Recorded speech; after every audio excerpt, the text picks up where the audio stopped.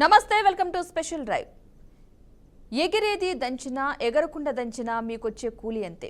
ఎన్నికలు 2029 తర్వాత వస్తాయి. వాళ్ళ తాపత్రయానికో ఆవేదనకో ఎన్నికలు రావు. అప్పుడే ఉప ఎన్నికలు వచ్చేసాయంటూ టికెట్లు పంచుకోండాయి. పంచే పైకెత్తే నేనే ఎమ్మెల్యే అంటూ కలలకంటున్నారు.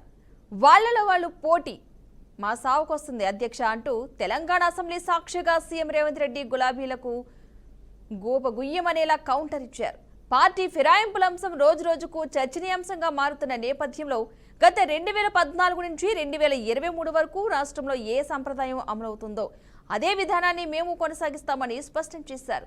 ఉట్టుపుణ్యానికే ఉప ఎన్నికలు వస్తాయంటున్న బీఆర్ఎస్ కు ఓకదంపుడు ఉపన్యాసాలు బంద్ చేయాలని సీఎం రేవంత్ ఫైర్ అయ్యారు. బీఆర్ఎస్ చేసిన తప్పులను మాపై నెట్టే ప్రయత్నం చేస్తే, ప్రభుత్వ ప్రయోజనాలను పక్కదారి పట్టించే యత్నం చేస్తే అదేదో సినిమాలో లాగా గులాబీలను అసెంబ్లీ సీట్లో కాదు గేటు కాడికి కూడా రానియమంటూ ధ్వజమెత్తారు. సమస్య మీరు ఎంత చేసినా ఎగరెగిరి దంచినా ఎగరకుంట దంచినా మీకు వచ్చే కూలి అంతనే. ఎన్నికలు అనేటి 2029లో వస్తాయి అధ్యక్ష. వాళ్ళ తాపత్రయపడ్డంత మాత్రాన, వాళ్ళ ఆవేదన చెందినంత మాత్రాన, వాళ్ళు హడావిడి పట్టినంత మాత్రాన ఒక సంవత్సరం రావు అధ్యక్ష ఎలక్షన్లు. అప్పుడే ఒక ఆయన అంటాడు వచ్చేసినాయి బై ఎలక్షన్స్ వచ్చేసినాయి వచ్చే నెలలే అని టికెట్లు వంచుతాడు ఒక ఆయన. ఆయన టికెట్లు వంచను కదా నేను వంచాలని ఇంకొక ఆయన పోయి ఆయన వంచుతాడు. వాళ్ళ పోటీతోని మా సాగుకు వస్తున్నారు అధ్యక్ష. వాళ్ళ అంతర్గతంగా ఏమని ఉంటే ఉండని వాళ్ళు ఇట్లా తెలుసుకొని మాకేం అభ్యంతరం లేదు. ఒక ఆయన పొద్దున్నే ప్రెస్ మీట్ పెడితే మధ్యాహ్నం ఒక ఆయన ట్విట్టర్లో పెడతాడు దాని కౌంటర్ పార్టీ. ఒక ఆయన ట్విట్టర్లో పెట్టగానే ఇంకొక ఆయన ప్రెస్ నోట్ రిలీజ్ చేస్తాడు. వీళ్ళిద్దరు ఇట్లా చేశారు కదా అని పెద్దల సభలో ఉన్న వాళ్ళు వాళ్ళ వైపు నుంచి వాళ్ళు అదే ప్రయత్నం చేస్తున్నారు. వాళ్ళ పోటీ రాష్ట్ర ప్రభుత్వానికి తలకాయ నొప్పిగా మారిపోయింది అధ్యక్ష ఈరోజు. అందుకే నేను ఒకటే విజ్ఞప్తి చేస్తున్నా అధ్యక్ష, ఎన్నికలు మహేశ్వర్ రెడ్డి గారి పార్టీ జమిలీ ఎన్నికలు అంటారు, అవన్నీ కలిపి తీసుకొస్తామంటారు. ఇవన్నీ ఓవేళ అంతా కలిసి వస్తే 2028లో రావాల్సిన ఎలక్షన్లు అవి 2029కి పోయేటట్టున్నాయి అధ్యక్ష. సో ఉన్న అసెంబ్లీ కూడా ఇంకో 6 నెలలు ఎక్స్ట్రాగా ఉండే పరిస్థితులు జాతీయ స్థాయిలో మనకు కనిపిస్తున్నాయి అధ్యక్ష. సో ఈ 4 ఏళ్ళు మనము రాష్ట్రాన్ని మంచిగా అభివృద్ధి చేసుకుందాము. మీరు నా దగ్గరకు వచ్చిన వాళ్ళలో అప్పుడప్పుడు టీవీలలో పేపర్లలో ఎవరు వచ్చి కలిసినా కూడా ఇటు అటు అని నేను ఎవరికైనా నేను సభానాయకుడిగా ముఖ్యమంత్రిగా ప్రతి ఎమ్మెల్యేకి నేను అందుబాటులో ఉంటా. అది సిద్దిపేట శాసనసభ్యులు హరీష్ రావు గారు వచ్చిరా, లేకపోతే పల్లా రాజేశ్వరరెడ్డి గారు వచ్చిరా, లేకపోతే వెంకట రమణారెడ్డి గారు వచ్చిరా, నేను రాజకీయాలు చూడను అధ్యక్ష. ముఖ్యమంత్రిగా నా దగ్గరికి తీసుకొచ్చిన సమస్యల్ని వీలైనంత మేరకు వాటిని పరిష్కరించాలన్న మా భట్టి గారు సూచన చేశారు. గజ్వేల్ శాసనసభ్యులు వచ్చినా కూడా ప్రతిపక్ష నాయకుడు వచ్చినా కూడా ఆ నియోజకవర్గానికి సంబంధించిన సమస్యలు కూడా పరిష్కరించాలంటారు. శాసనసభ నియోజకవర్గాలకు ప్రాతినిధ్యం వహించే ఎమ్మెల్యేలను నేను ఖచ్చితంగా ప్రజలు ఎన్నుకున్న ప్రతినిధులుగా వాళ్ళని గౌరవించే బాధ్యత నాది అధ్యక్ష. Just they can come as walking, just ఇట్లా నడుచుకుంటూ వచ్చి ముఖ్యమంత్రికి ఏదైనా అసెంబ్లీ వేదికగా రాష్ట్రంలో ఉప ఎన్నికలు రావని, గత ప్రభుత్వ హయాంలో పార్టీ మారిన ఎమ్మెల్యేల విషయంలో ఏం జరిగిందో ఇప్పుడు అదే జరుగుతుందని సీఎం రేవంత్ రెడ్డి అన్నారు. ప్రభుత్వం దృష్టి అభివృద్ధి సంక్షేమంపైనే ఉన్నాయని స్పష్టం చేశారు.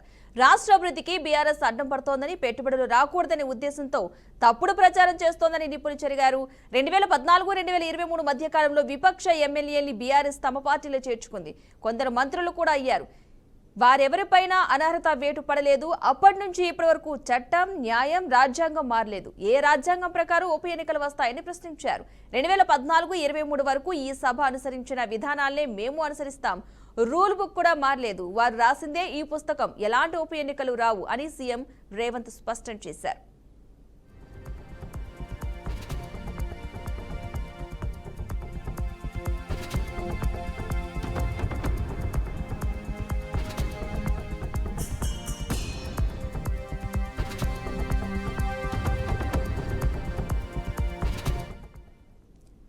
ఒక ఆయన ఉప ఎన్నికల్లో నేనే అభ్యర్థిని అంటూ ప్రచారం చేసుకుంటున్నారు. ఆయన పదవిలో ఉన్నప్పుడు మంచి పంచే కట్టుకుని తిరిగారు. అలా తిరిగితే పదవి పోతుందని నేను ఆనాడే హెచ్చరించా.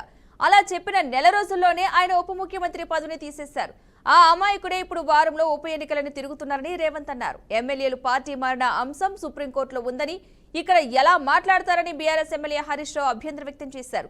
అసెంబ్లీ లోపల మాట్లాడేందుకు సభ నుంచి రక్షణ ఉంటుందని సీఎం అన్నారు. అలా మాట్లాడుతూనే నేను కేసీఆర్ అడుగుజాడల్లో నడవడం లేదు, అలా నడిస్తే మడుగుల్లో పడతాం అంటూ విమర్శించారు. ఏ మంచి పని చేద్దామన్నా తెలంగాణలో శాంతి భద్రతలపై ప్రతిపక్షం దుష్ప్రచారం చేస్తోందని అన్నారు. రాష్ట్రం ఆర్థికంగా కుప్పకూలిందని అబద్ధాలు చెబుతోందని అన్నారు. ఆ నేతలు పెట్టుబడులు రాకుండా కుట్రలు చేస్తున్నారని, ఈ తీరు తెలంగాణకు మంచిది కాదని, బీఆర్ఎస్ హయాంలో వామన్ రావు దంపతుల్ని నడి రోడ్డుపై నరికి చంపిన నాటి ప్రభుత్వం చర్యలు తీసుకోలేదని, ఆరోపణలు ఉన్న వ్యక్తిని కేసు నుంచి తప్పించి ఎన్నికల్లో బీఫారం ఇచ్చారని మండిపడ్డారు.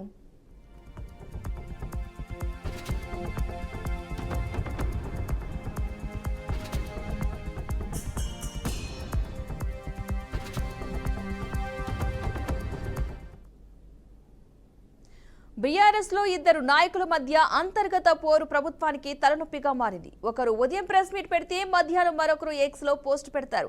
నా దగ్గరకు హరీష్ రావు, పల్లా రాజేశ్వరరెడ్డి, బీజేపీ వెంకట రమణారెడ్డి ఇలా ఎవరు నియోజకవర్గ సమస్యలు తెచ్చినా పరిష్కరించేందుకు ప్రయత్నిస్తా.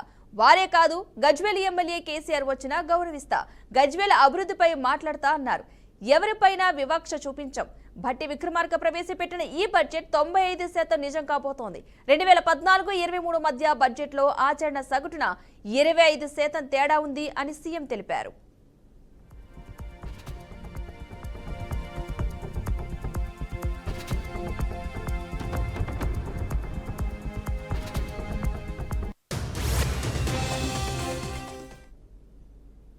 రైట్, ఇక ఇదే అంశానికి సంబంధించి మనతో మాట్లాడడానికి అనలిస్ట్ కోటేశ్వర గారు లైవ్ లో సిద్ధంగా ఉన్నారు. నమస్తే అండి కోటేశ్వర గారు. నమస్తే. ఇప్పుడు ఈ ఉప ఎన్నిక అంశం తెరపైకి వస్తుంది. దీనికి సంబంధించి సీఎం రేవంత్ కూడా అసెంబ్లీలో మాట్లాడడం జరిగింది. ఉప ఎన్నికలు వచ్చే అవకాశాలు లేవు, ఎందుకు వస్తాయంటూ కూడా ఆయన ఎదురు ప్రశ్న చేస్తూనే వచ్చే అవకాశాలే లేవు, మేము అన్ని పనులు కూడా చాలా సక్రమంగా చేస్తున్నాం, ఇచ్చిన హామీలను నెరవేర్చే దిశగా కూడా ప్రయత్నం చేస్తున్నాం, అదేవిధంగా బడ్జెట్ ప్రవేశపెట్టిన దాన్ని కూడా 95% వరకు కూడా పూర్తి చేయడానికి దానికి తగ్గ ప్రణాళికలు కూడా రూపొందించుకోవడం జరిగిందంటూ కూడా కొన్ని వ్యాఖ్యలు కూడా చేశారు. నిజంగానే తెలంగాణలో ఉప ఎన్నిక వచ్చే అవకాశం ఉందంటారా?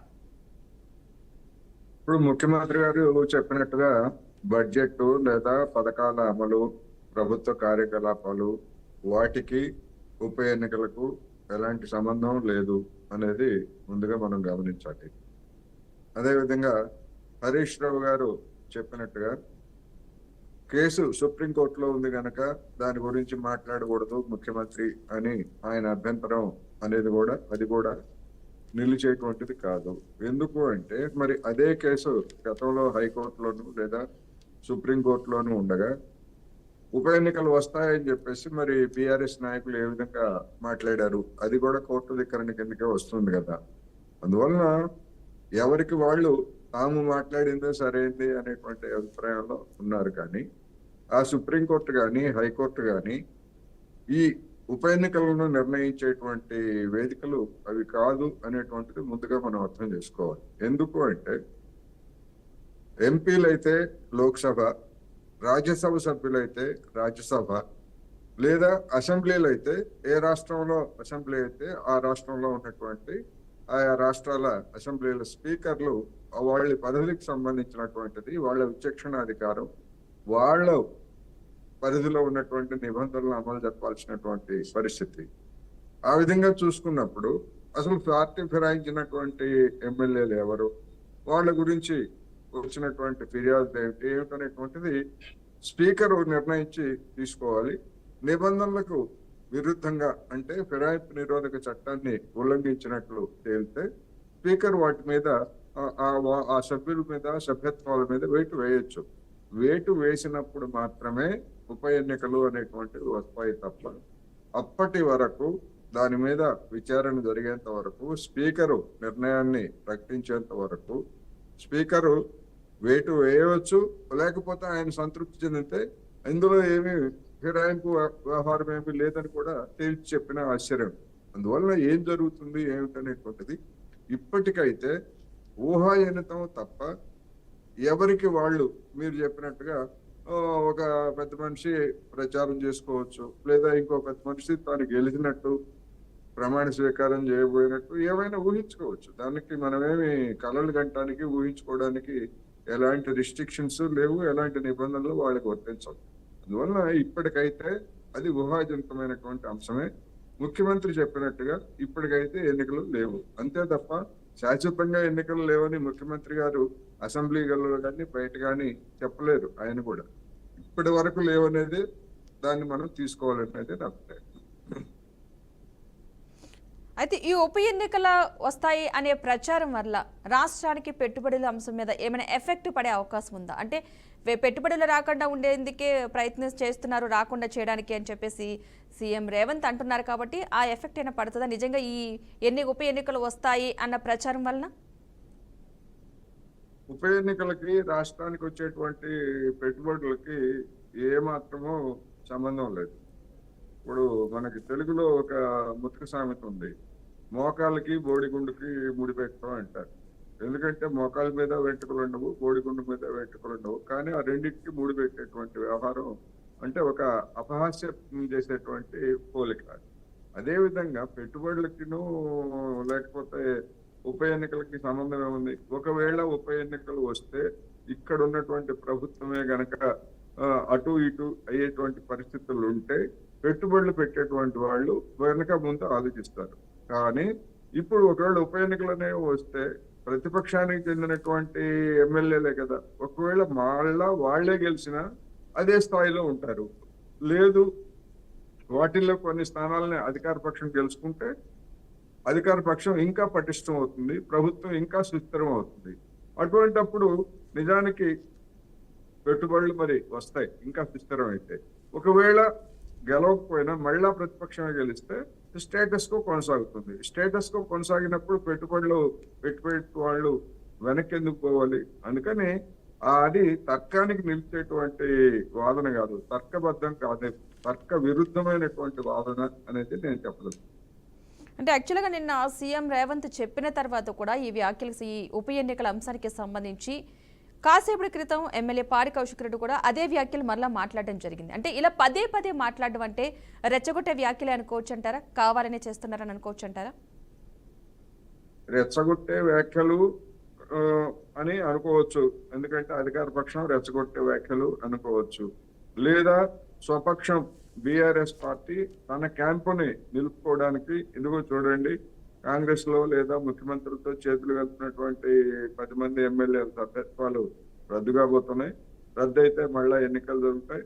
మళ్ళా ఎన్నికలు జరిగితే మనమే గెలుస్తాము. మనమే గెలిస్తే ఆ ప్రభుత్వ పరువు పోతుంది. అందుకని చెప్పేసి తమ క్యాంపుని నిలుపుకోవడానికి కూడా పాడి కౌశిక్ రెడ్డి గారు కావచ్చు, లేదా ఇంకోళ్ళు ఎవరైనా కానీ అదే విధమైనటువంటి గేమ్ ఆడొచ్చు కదా. ఒక మైండ్ గేమ్ నా దృష్టిలో ఒక మైండ్ గేమ్. అదే ఒకే విషయాన్ని అసలు ఏమాత్రం ప్రాతిపదిక లేనటువంటి ఒకే విషయాన్ని పదే పదే చెప్తే దాన్ని అంతర్జాతీయంగా పిలిచేటువంటి పేరు గోబెల్స్. అంటే లేని దాన్ని ఒకసారి 100 సార్లు, లేనటువంటి అంశాన్ని 100 సార్లు, ఒక అబద్ధాన్ని 100 సార్లు చెప్తే 101సారి నిజమై కూర్చుంటుంది అన్నట్టుగా ఈ ప్రచారం అనేటువంటిది. ఇలాంటి ప్రచారాలు అధికార పక్షం చేసినా, ప్రతిపక్షం చేసినా, లేదా మీడియా చేసినా, ఎవరు చేసినా కానీ అది అవాస్తవమైనటువంటిది, లేదా ప్రస్తుతం ఉనికిలో లేనటువంటి, ఎజెండాలో లేదు, ఎన్నికల కమిషన్ ముందు కానీ లేదా శాసనసభ ముందు కానీ ఉనికిలో లేనటువంటి అంశాన్ని ఎవరైనా ఏ విధంగా చెప్పగలరు? అలా చెప్తున్నారు అంటే that is mind game. Okay, ఇలా 40 పేరేంచిన ఎమ్మెల్యేలకు సంబంధించి ఆల్రెడీ సుప్రీంకోర్టు చాలా సీరియస్గా ఉంది. స్పీకర్ త్వరగా నిర్ణయం తీసుకోవాలి ఈ అంశానికి సంబంధించి అని చెప్పేసి చెప్పడం కూడా జరుగుతుంది. సో ఇంకా ఆలస్యం అవుతుంది. దీన్ని ఏ విధంగా చూడాలంటారు? ఆలస్యం వెనుక కారణం ఏమై ఉండొచ్చు అనుకోవచ్చు? అంటే వివిధ కేసుల సందర్భంగా న్యాయమూర్తులు కొన్ని తీవ్రమైనటువంటి వ్యాఖ్యలు చేస్తున్నమాట నిజం. పూర్వ రంగంలోనే ఈ ఫిరాయింపు ఎమ్మెల్యేల మీద దాఖలైనటువంటి కేసులో కూడా న్యాయమూర్తులు చేసినటువంటి వ్యాఖ్యల్ని మనం చూడాలి. అలాంటి తీవ్రమైనటువంటి వ్యాఖ్యలు, లేదా ఎంతకాలం మీరు సమయం తీసుకుంటారు అనేటువంటి దానికి తగినటువంటి సమయం అంటే ఎంత, ఇలాంటి ప్రశ్నలు న్యాయమూర్తులు విచారణ సందర్భంగా వేయవచ్చు. అది అంతే తప్ప మీరు ఫలానా సమయంలోగా నిర్దిష్టంగా మీరు ఒక నిర్ణయం తీసుకోవాలి అని నిర్దేశించి లేదా ఆదేశించేటువంటి అధికారం ఇప్పుడున్నటువంటి దాని ప్రకారం ఏ కోర్టుకి లేదు. అదే న్యాయమూర్తులు ఆ విషయాన్ని కూడా చెప్పారు. గతంలో ఇచ్చినటువంటి తీర్పులు, రాజ్యాంగ ధర్మాసనాలు ఇచ్చినటువంటి తీర్పులు కూడా దీని మీద ఒక స్పష్టమైనటువంటి ఆదేశాలు ఎవరికి ఇవ్వలేదు అని చెప్పారు. మరి ఇప్పుడు విచారిస్తున్నటువంటిది ద్విసభ్య ధర్మాసనమే. మరి ద్విసభ్య ధర్మాసనం గతంలో ఇచ్చినటువంటి రాజ్యాంగ ధర్మాసనాలు ఇచ్చినటువంటి తీర్పులకు భిన్నంగా వ్యాఖ్యలు ఏమైనా చేయొచ్చు న్యాయమూర్తులు. దానికి భిన్నంగా తీర్పులు ఎట్లా ఇస్తారు అనేటువంటి ఒక ప్రశ్న అయితే, ఒకవేళ ఇస్తే ఏమవుతుంది, మళ్ళా అది రాజ్యాంగ ధర్మాసనానికి అప్పీల్కి వెళ్తుంది. అప్పుడు ఏం జరుగుతుంది అనేటువంటిది ప్రశ్న. గతంలో తాము ఇచ్చినటువంటి ఆ ధర్మాసనంలో జడ్జీలు మారొచ్చు, కానీ రాజ్యాంగ ధర్మాసనం అంటే రాజ్యాంగ ధర్మాసనమే, నిర్దిష్టమైనటువంటి సంఖ్యలో ఉండేటువంటి వాళ్ళు. మరి గతంలో తమ పూర్వీకులు ఇచ్చినటువంటి దాన్ని మరి కొత్తగా ఏర్పడేటువంటి రాజ్యాంగ ధర్మాసనం దాన్ని ధిక్కరించి కొత్త తీర్పు ఇస్తుందా, ఇస్తే దాని ఇంప్లికేషన్స్ ఏమిటి, ఇలాంటి అనేకమైనటువంటి ఊహాజనితమైనటువంటి ప్రశ్నలు ఉన్నాయి. రెండోది, మన న్యాయ వ్యవస్థకు సంబంధించి కూడా లేదా శాసన వ్యవస్థకు సంబంధించి, కార్యనిర్వాహక వర్గానికి సంబంధించి నిర్దిష్టమైనటువంటి విభజనలు అనేటువంటివి రాజ్యాంగంలో ఉన్నాయి. ఉదాహరణకు కోర్టు ఉంది, మనం ఏదైనా ఒక కేసు దాఖలు చేసి మీరు ఎన్ని సంవత్సరాల్లోగా దీని మీద తీర్పిస్తారో చెప్పమని న్యాయమూర్తులను అడిగేటువంటి హక్కు కక్షిదారులుగా మనకున్నదా? ఇవాళ లేదు. అదేవిధంగా స్పీకర్ కూడా క్వాజీ జ్యుడిషియల్ పవర్స్ ఉన్నటువంటి వ్యక్తి స్పీకర్ స్థానం అనేటువంటిది కూడా అదే న్యాయమూర్తులు చెప్పారు. మరి క్వాజీ జ్యుడిషియల్ అధికారాలు ఉన్నటువంటి స్పీకర్ని ఇంకొక జ్యుడిషియల్ అధికారాలు ఉన్నటువంటి వ్యవస్థ ఎట్లా ఆదేశించగలదు? అందువలన ఇలాంటి అనేకమైనటువంటి రాజ్యాంగబద్ధ సమస్యలు గతంలోనే చర్చకున్నాయి, ఇప్పుడు చర్చ జరుగుతాయి.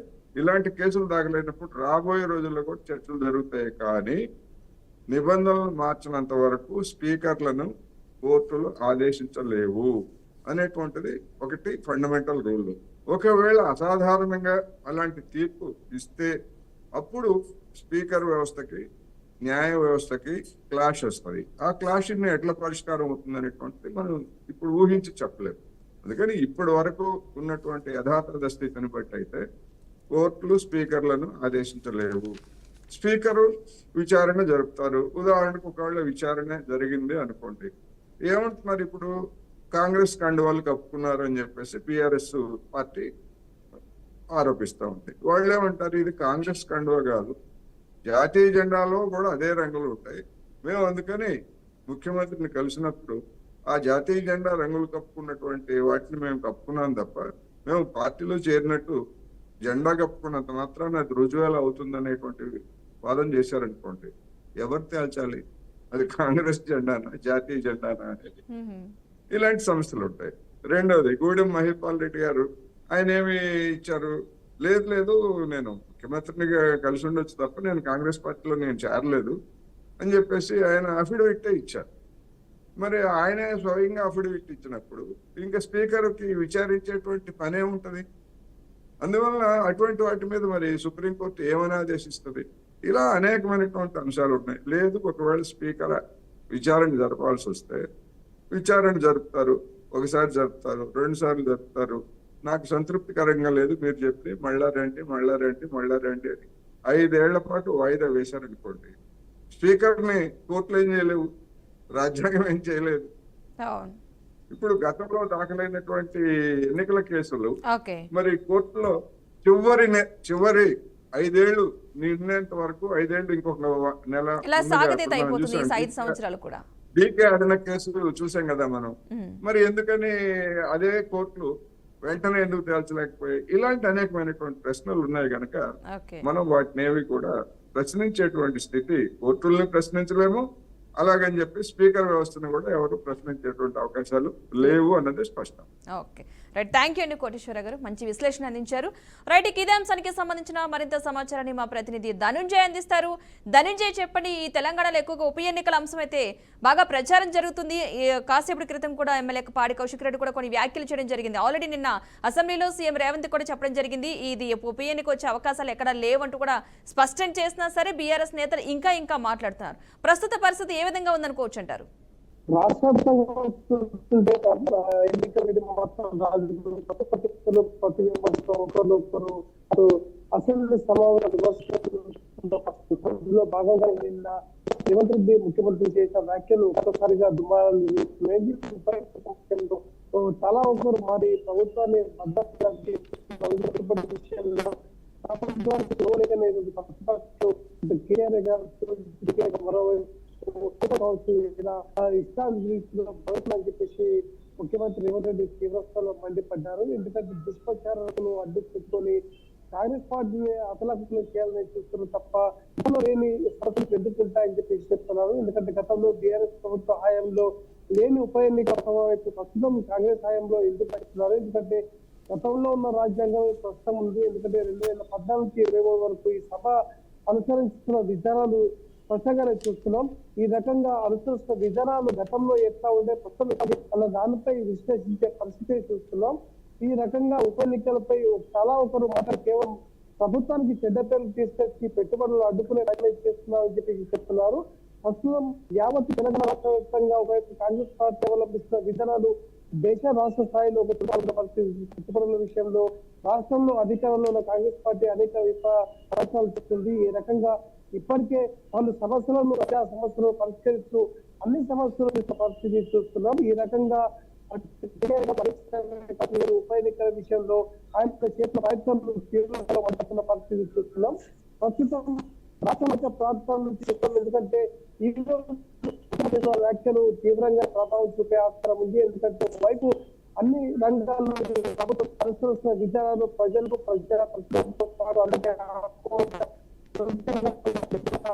కావాలనేది ప్రభుత్వంపై బురద జల్లే ప్రయత్నాలు చేస్తున్నారు. కాబట్టి ఇవన్నీ మానవని చెప్తున్నారు. ఎందుకంటే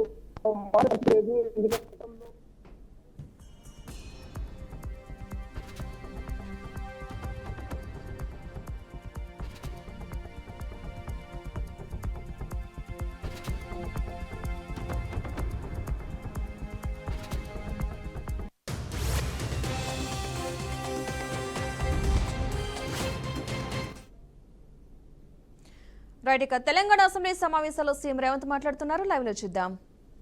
నియోజకవర్గాలను ఇప్పుడున్న దక్షిణాది రాష్ట్రాలలో కేరళ, తమిళనాడు, పుదుచ్చేరి, తెలంగాణ, ఆంధ్రప్రదేశ్, కర్ణాటక ఈ 6 రాష్ట్రాలలో 130 పార్లమెంటు నియోజకవర్గాలు ఉన్నాయి.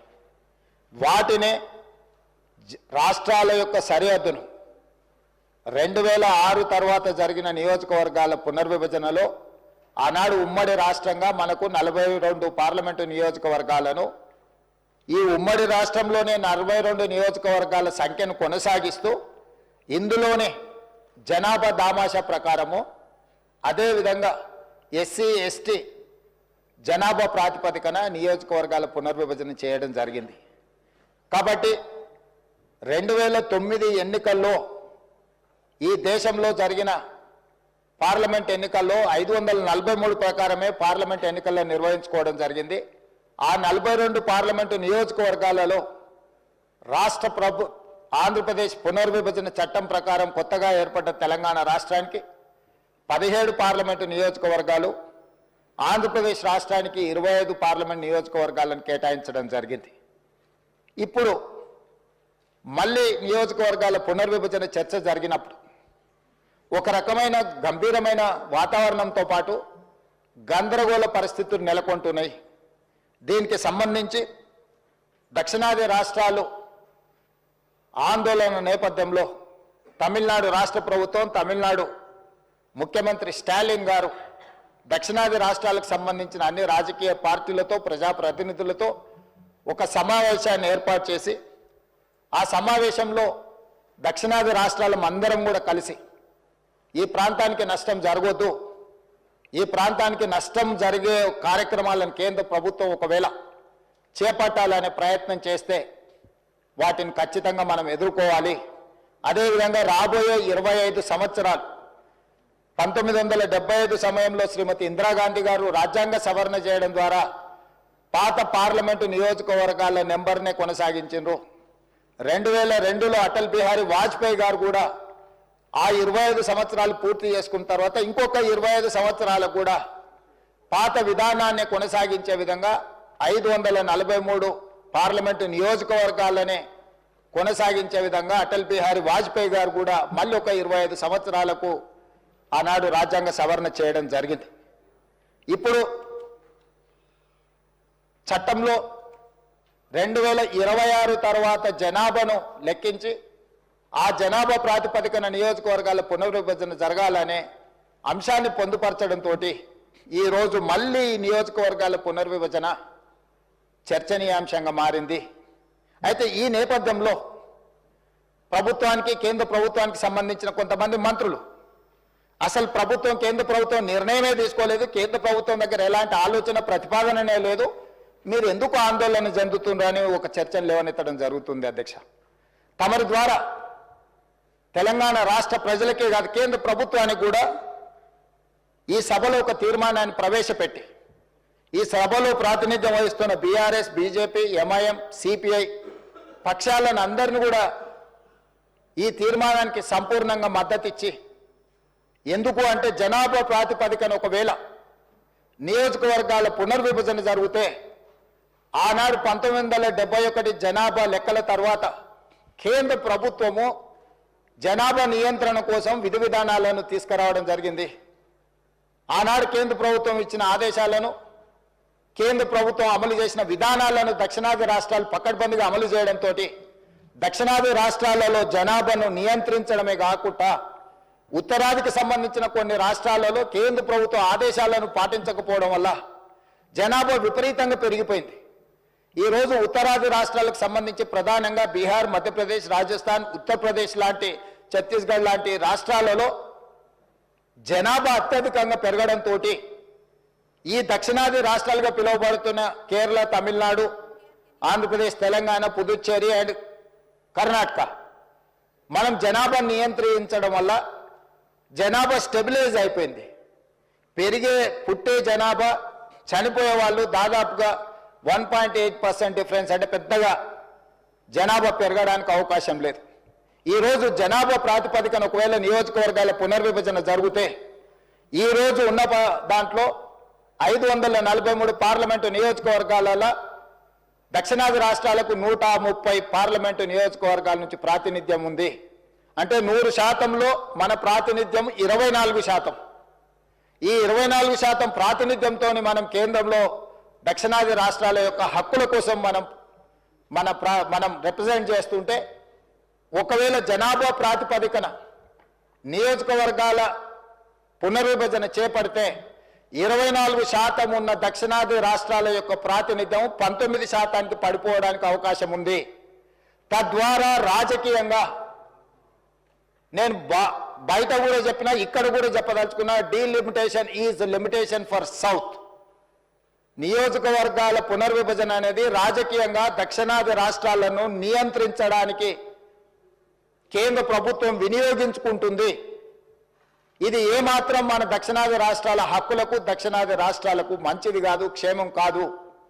అందుకే ఈ సభ రాజకీయాలకు అతీతంగా తెలంగాణ రాష్ట్రంలో కూడా బట్టి విక్రమార్క గారు, అదేవిధంగా జానారెడ్డి గారు, కేశవరావు గారిని పెట్టి అన్ని రాజకీయ పార్టీలతోని సంప్రదింపులు చేపట్టి అన్ని రాజకీయ పార్టీలను కూడా దక్షిణాది రాష్ట్రాల్లో ఉన్న, ముఖ్యంగా తెలంగాణ రాష్ట్రంలో ఉన్న అన్ని రాజకీయ పార్టీలను, ప్రజా సంఘాలను కూడగట్టుకొని తెలంగాణ రాష్ట్రం మొత్తం ఒకే మాట మీద ఉన్నారు, ఒకే బాటలో ఉన్నారు, నియోజకవర్గాల పునర్విభజనకు సంబంధించి అని కేంద్ర ప్రభుత్వాన్ని ఒక సందేశాన్ని పంపించాలనే ప్రయత్నం. అందులో భాగంగానే ఈరోజు ఈ సభలో మనం ఈ తీర్మానాన్ని ప్రవేశపెట్టుకున్నాము. ఈ తీర్మానం నేపథ్యంలో ఏదైతే కేంద్ర ప్రభుత్వం కానీ లేకపోతే కొంతమంది వాదనలు ఏవైతే చేపడుతుండ్రో, ఈ వాదనలకు సంబంధించి కొన్ని వివరాలు ఈ సభ ద్వారా నేను తెలంగాణ సమాజానికి చెప్పదలుచుకున్నా. 50 సంవత్సరాల క్రితం ఇందిరాగాంధీ గారు గుర్తించి జనాభా ప్రాతిపదికన నియోజకవర్గాల పునర్విభజన దేశ స్థాయిలో జరిగితే ఇది రాష్ట్రాల మధ్య వైషమ్యాలను, రాష్ట్రాల మధ్య తారతమ్యాలను తీసుకురావడానికి అవకాశం ఉంటుంది అని చెప్పి ఆనాడు 50 సంవత్సరాల క్రితమే శ్రీమతి ఇందిరాగాంధీ గారు దూరదృష్టితో గుర్తించి రాజ్యాంగ సవరణ చేశారు. అటల్ బిహారీ వాజ్పేయి గారు కూడా ప్రధానమంత్రిగా బాధ్యత తీసుకున్న తర్వాత వారు కూడా ఈ అంశాన్ని గుర్తించి ఇందిరాగాంధీ గారు చూపించిన బాటలోనే వారు నడిచిండ్రు. కానీ మోడీ గారు వచ్చిన తర్వాత ఆ ఆలోచనలో లేరు. ఈరోజు కేంద్ర మంత్రులు కొంతమంది ఇంతవరకు ప్రభుత్వం చర్చించలేదు, ప్రభుత్వం నిర్ణయం తీసుకోలేదని ఏదైతే వాదిస్తున్నారో ఆ వాదన అర్ధ సత్యం అని నేను చెప్పదలుచుకున్నాను అధ్యక్ష. ఈ సందర్భంగా 2-3 అంశాలు. ఆంధ్రప్రదేశ్ పునర్విభజన చట్టం 2014 ప్రకారము తెలంగాణ రాష్ట్రంలో ఉన్న 119 శాసనసభ నియోజకవర్గాలు 153 పెంచాలని, ఆంధ్రప్రదేశ్లో ఉన్న 175 శాసనసభ నియోజకవర్గాలను 225 వరకు పెంచాలని చట్టంలో పొందుపరిచి పార్లమెంటులోని చట్టం చేస్తే 11 సంవత్సరాల ఆ చట్టాన్ని కేంద్ర ప్రభుత్వం అమలు చేయలేదు.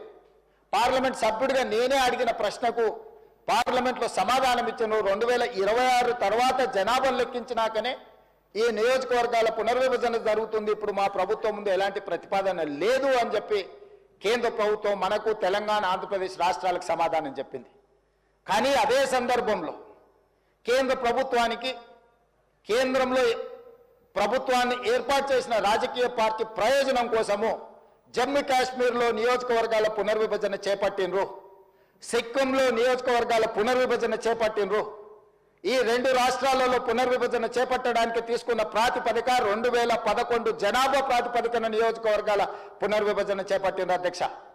కేంద్ర ప్రభుత్వం ఒక పక్కన మనకు అందిస్తున్న సమాచారం కానీ లేకపోతే మనకు కల్పిస్తున్న భ్రమలు కానీ వేరు, కానీ కేంద్ర ప్రభుత్వం తీసుకుంటున్న నిర్ణయాలు వేరు. ఈరోజు నేను అందుకే కేంద్ర ప్రభుత్వాన్ని మీరు చట్టం పార్లమెంటులోనే చట్టం చేసిన ఆంధ్రప్రదేశ్ తెలంగాణకు నియోజకవర్గాల పెంపు అంశాన్ని 2026 జనాభా లెక్కించిన తర్వాతనే చేస్తామని మా పట్ల వివక్ష చూపించుకుంటూ మీరు జమ్మూ కాశ్మీర్లో కూడా సేమ్ అదే చట్టం ఉంది. 2026 తర్వాతనే జనాభాను లెక్కించిన తర్వాత నియోజకవర్గాల పునర్విభజన జరగాలి శాసనసభలో అంటే దాన్ని పక్కన పెట్టి రాజ్యాంగాన్ని సవరించుకొని 2011 నియోజకవర్గాల 2011 జనాభా ప్రకారం 83 నియోజకవర్గాలుగా ఉన్న అసెంబ్లీని 90 నియోజకవర్గాలుగా పెంచడమే కాకుండా నియోజకవర్గాల పునర్విభజన జమ్మూ కాశ్మీర్ రాష్ట్రంలో అమలు చేసిండ్రు అధ్యక్ష. అదేవిధంగా సిక్కింలో కూడా సిక్కిం రాష్ట్రంలో సీట్లు పెంచాలని 2018 కేంద్ర ప్రభుత్వం క్యాబినెట్లో రెజల్యూషన్ పాస్ చేసి ఈరోజు సిక్కింలో నియోజకవర్గాల పునర్విభజన ప్రక్రియ కొనసాగుతుంది అధ్యక్ష. జమ్మూ కాశ్మీర్లో కానీ సిక్కిం రాష్ట్రంలో కానీ నియోజకవర్గాల పునర్విభజన 2011 జనాభా దామాషా ప్రకారమే నియోజకవర్గాల పునర్విభజన జరిగింది. మరి ఈరోజు మేము ఆందోళన చెందడానికి, ఈరోజు ఈ శాసనసభలో తీర్మానం ప్రవేశపెట్టడానికి కేంద్ర ప్రభుత్వం అవలంబిస్తున్న ద్వంద్వ విధానాలను ఈరోజు ప్రజల దృష్టికి తీసుకువెళ్లడం కోసమే ఈరోజు ఇది తీసుకున్నాము. పార్లమెంటులోనే 2014 పునర్విభజన చట్టంలో పొందుపరిచిన ఆంధ్రప్రదేశ్ తెలంగాణ శాసనసభ నియోజకవర్గాల పెంపును మీరు పక్కన పెట్టి మీకు రాజకీయ ప్రయోజనం లేదని 2 రాష్ట్రాల అసెంబ్లీ సీట్లు పెంచకపోవడం, రెండో పక్కన మీకు రాజకీయ ప్రయోజనం ఉందనుకున్న జమ్మూ కాశ్మీర్ అండ్ సిక్కింలో శాసనసభ నియోజకవర్గాలను పెంచడం, ఆ పెంచడానికి ప్రాతిపదిక 2011 జనాభా లెక్కలు తీసుకోవడం అనేది ఈ రోజు మన అందరం కూడా గమనించవలసిన అవసరం ఉన్నది అధ్యక్ష. ఇది చాలా ప్రమాదకరమైన సందర్భం. ప్రమాద గంటికలు మోగుతున్నాయి. ఈరోజు ఈ దక్షిణాది రాష్ట్రాలకు సంబంధించిన శాసనసభ్యులు కావచ్చు, పార్లమెంట్ సభ్యులు కావచ్చు, శాసన మండలి సభ్యులు కావచ్చు, ఎవరైనా కావచ్చు, స్థానిక సంస్థలలో ఉండే కావచ్చు, లేకపోతే ఈ ప్రాంత ప్రజలు కావచ్చు, కేంద్ర ప్రభుత్వం ఆదేశాల మేరకు జనాభా నియంత్రించి కేంద్ర ప్రభుత్వం ఈ దేశం యొక్క అభివృద్ధిలో భాగస్వాములుగా మారిన మనం కేంద్ర ప్రభుత్వానికి వస్తున్న పన్నులు జీడిపిలో 36% ఈ దక్షిణాది రాష్ట్రాలు ఈరోజు మనము ఇక్కడ నుంచి పన్నులు కడుతున్నాం అధ్యక్ష. 24% పార్లమెంటులో ప్రాతినిధ్యం ఉన్న ఈ దక్షిణాది రాష్ట్రాలు ఈరోజు కేంద్ర ప్రభుత్వానికి చెల్లిస్తున్న పన్నుల్లో 36% మనం కడుతున్నాం అధ్యక్ష. తిరిగి మనకు వస్తున్న చాలా తక్కువ అధ్యక్ష. ₹1 తెలంగాణ రాష్ట్రం నుంచి మనం పన్నులు చెల్లిస్తే 42 పైసలు మనకు వస్తున్నాయి అధ్యక్ష. కేరళకు 16 పైసలు వస్తున్నాయి అధ్యక్ష. తమిళనాడుకు 29 పైసలు వస్తున్నాయి అధ్యక్ష. ఇట్లా చాలా తక్కువ. మనం ₹1 చెల్లిస్తే మనకు వచ్చేది తిరిగి కేంద్ర ప్రభుత్వం నుంచి వస్తున్న వాటా చాలా తక్కువ ఉంది. అదే ₹1 బీహార్ చెల్లిస్తే ₹6 బీహార్ పోతున్నాయి అధ్యక్ష. బీహార్ రాష్ట్రం కేంద్రానికి ₹1 చెల్లిస్తే కేంద్ర ప్రభుత్వం తిరిగి ₹6.06 బీహార్ రాష్ట్రానికి ఇస్తుంది అధ్యక్ష. ఉత్తరప్రదేశ్కి ₹2.73 ఇస్తుంది అధ్యక్ష, ₹1 చెల్లిస్తే. అదేవిధంగా మధ్యప్రదేశ్కి ₹1.70 చెల్లిస్తున్నారు అధ్యక్ష. అంటే ఈరోజు ఆర్థికంగా మనకు నష్టం జరిగినా పర్వాలేదు, ఈరోజు ఆర్థిక అభివృద్ధితో పాటు ఉద్యోగ ఉపాధి అవకాశాలలో దక్షిణాది రాష్ట్రాలు ఈ దేశానికి ఆదర్శంగా నిలబడ్డాయి. ఆర్థిక ప్రయోజనాలు మనకు దెబ్బతిన్నా దేశం యొక్క స్ఫూర్తిని, దేశభక్తిని దక్షిణాది రాష్ట్రాలు చాటుకొని స్పష్టంగా ఆర్థికంగా మనకు నష్టం జరిగిన కేంద్ర ప్రభుత్వంలో భాగస్వాములుగా మనం ఈ దేశ నిర్మాణంలో, ఈ దేశ అభివృద్ధిలో భాగస్వాములుగా మారినాం. కానీ ఈరోజు ఆర్థిక ప్రయోజనాలను వదులుకున్నా ఈరోజు రాజకీయంగా మన ప్రాతినిధ్యాన్ని వదులుకోవడానికి మనం సిద్ధంగా లేము అధ్యక్ష. అందుకే ఈరోజు మేము స్పష్టంగా కేంద్ర ప్రభుత్వాన్ని డిమాండ్ చేస్తున్నాం. 100% ఈ అంశానికి సంబంధించి విస్తృత స్థాయిలో చర్చ జరగాలి. మీరు 2002లో వాజ్పేయి గారు చేసిన తీర్మానానికి మీరు కట్టుబడి ఉన్నారా లేదా, లేదా మీరు జమ్మూ కాశ్మీర్లో లేకపోతే సిక్కింలో 2011 జనాభా ప్రాతిపదికన ఏదైతే నియోజకవర్గాల పునర్విభజన చేసిందో ఈ రోజు 2011 కానీ లేకపోతే 2026లో జనాభాను లెక్కించి ఆ ప్రాతిపదికన నియోజకవర్గాల పునర్విభజన చేస్తే మన ప్రాతినిధ్యము 19% పడిపోయి మన అవసరం లేకుండానే, మన ప్రాతినిధ్యం లేకుండానే, మన ఓట్లతో సంబంధం లేకుండానే కేంద్రంలో ప్రభుత్వం ఏర్పడే పరిస్థితులు ఉన్నాయి. ఆ పరిస్థితిని కల్పించుకోవడానికి కేంద్రంలో అధికారంలో ఉన్న రాజకీయ పార్టీ ఈ రోజు ఒక ప్రణాళికబద్ధంగా దక్షిణాది రాష్ట్రాల మీద దాడి జరుగుతున్నది అధ్యక్ష. అందుకే ఈ ఆందోళనకరమైన నేపథ్యంలో తెలంగాణ రాష్ట్ర ప్రభుత్వం రాజకీయాలకు అతీతంగా అందరికీ నేను విజ్ఞప్తి చేస్తున్నా, మీరందరూ మనమందరం కలిసికట్టుగా కేంద్ర ప్రభుత్వంతో మాట్లాడదాం, కేంద్ర ప్రభుత్వంతో చర్చలు చేద్దాం. కలిసి వస్తే కలిసి వస్తుంది, కలిసి రాకపోతే మన అందరం ఒక పోరాటాన్ని నిర్మాణం చేసుకోవాల్సిన అవసరం ఉంది.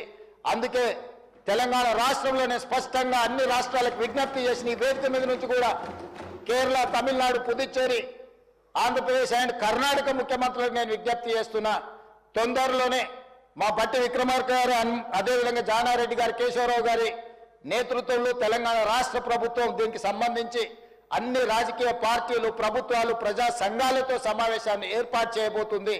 దానికి మీరు అందరూ రాండి.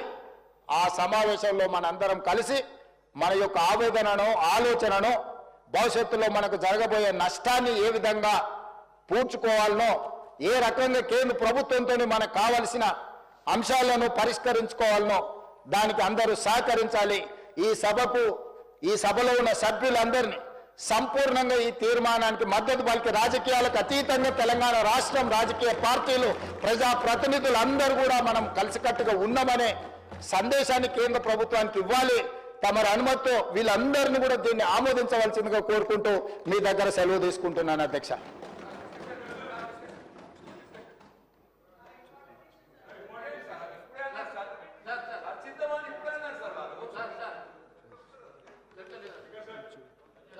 Resolution moved. The question is that the government resolution is before the house. Those who are for the resolution, please say ayes. Those who are against, please say no. Ayes have it, the resolution is adopted. వాయిదా ప్రతిపాదనలు తన్నీరు హరీష్ రావు గారు మరియు ఇతరులు ప్రభుత్వ ఉద్యోగులు pending డిఏలు, పిఆర్సీలు అమలు, retired ఉద్యోగులకు పెన్షన్ మరియు రిటైర్మెంట్ బెనిఫిట్స్ చెల్లించాలని కోరుతూ ఇచ్చిన వాయిదా ప్రతిపాదనను తిరస్కరించడమైనది.